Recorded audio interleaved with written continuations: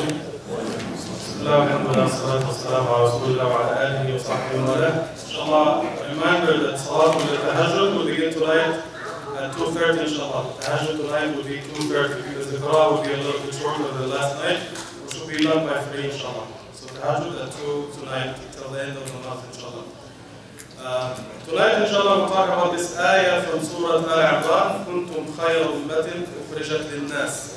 You, the Muslim community, you are the best community ever raised for mankind. Right?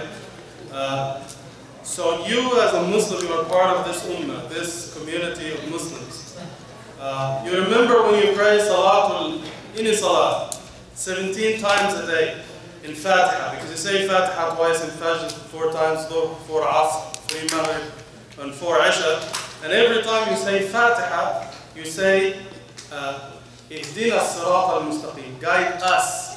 And you are talking about yourself, right? Ihdina, guide us, not guide me.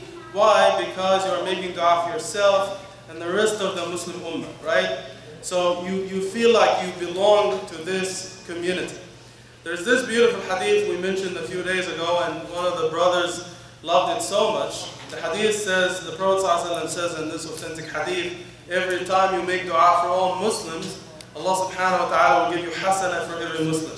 So, which means, if you say, Ya Allah, forgive me and all Muslim brothers and sisters in the world, and make things easy for them, you make dua for everyone, Allah technically, according to this hadith, will give you 1.6 billion hasanat, right? So this brother told me a couple of days ago that he loves it so much that now every night he makes dua for all Muslims, that Allah will forgive them and will make it easy for them. Allah subhanahu wa ta'ala describes this ummah in the Quran also as an ummatan wasata. Wasata in the Quran means moderate, right? When you look at the necklace, the most beautiful part in the necklace is the part in the middle. This is where you have the most jewelry, in the middle. When you eat a watermelon, tarbuz, right?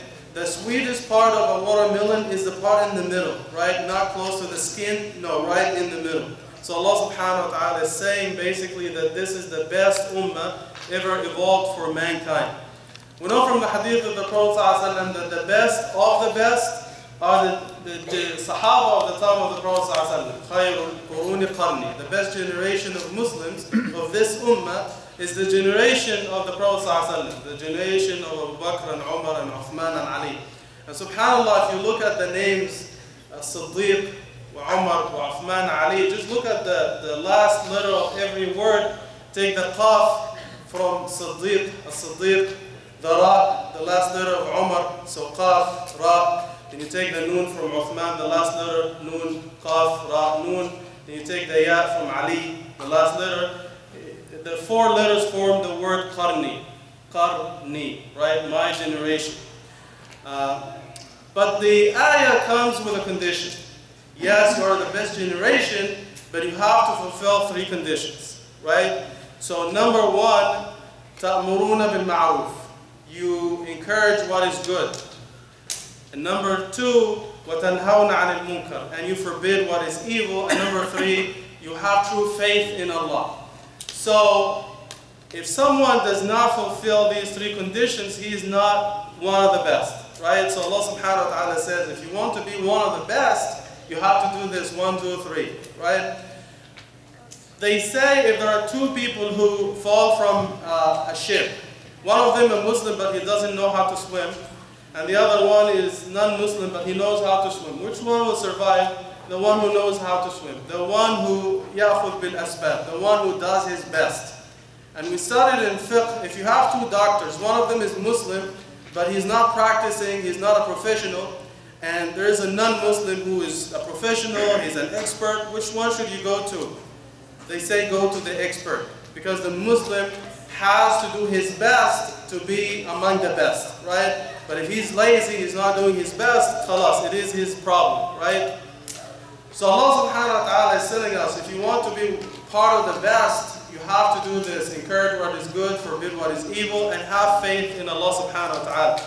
Of course, there are different conditions for al-amr bil ma'ruf and nahy anil munkar. If you see something wrong, you correct it.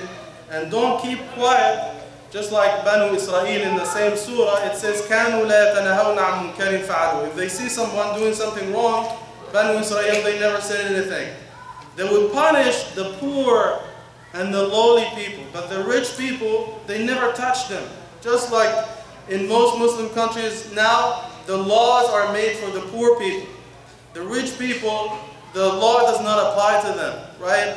And some of the scholars, they call them the scholars for dollars. They don't stand up for what is right.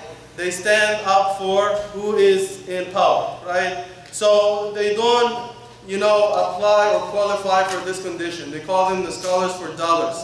وَالدُّولَارَاتُ تُبِحِ الْمَحْزُورَاتِ. All these things. So they don't stand up for what is right. So they don't fall under, or they don't fulfill the qualifications or the conditions that Allah subhanahu wa ta'ala is giving in the ayah.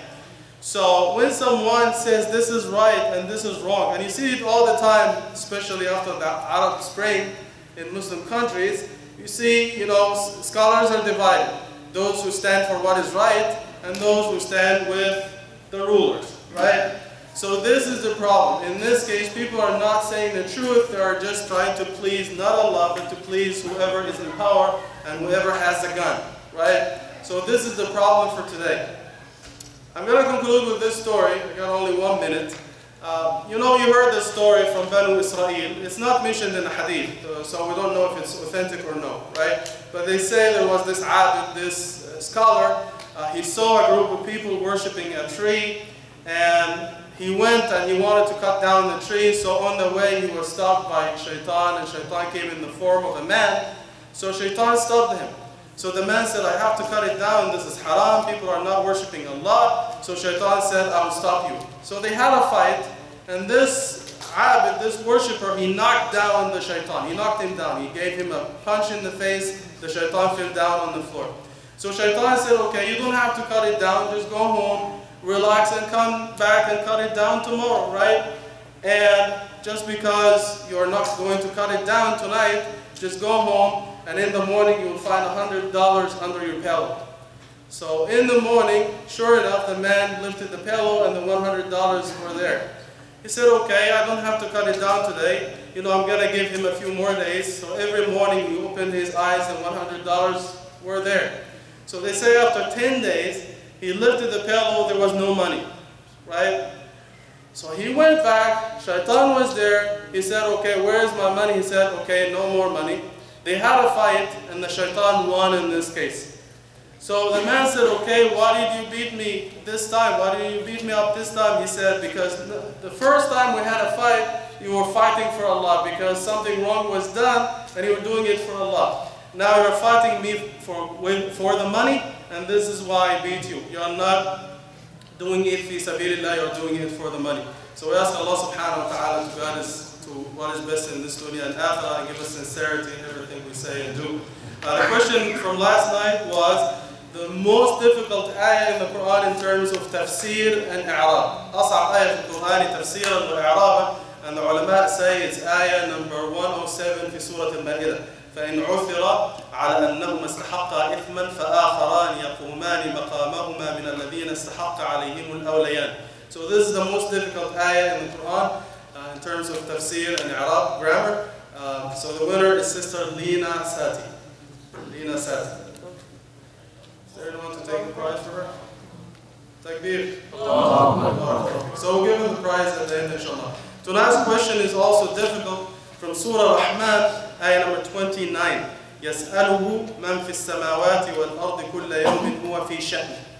Surah Rahman, Surah 55, ayah number 29. What is the meaning of this ayah? It is not like what most of the translators say in the translation. You have to dig deep and understand the actual meaning of the ayah. So if you know the meaning of this ayah, Surah Rahman 55, ayah 29, email me before tomorrow at info@mustafa.org.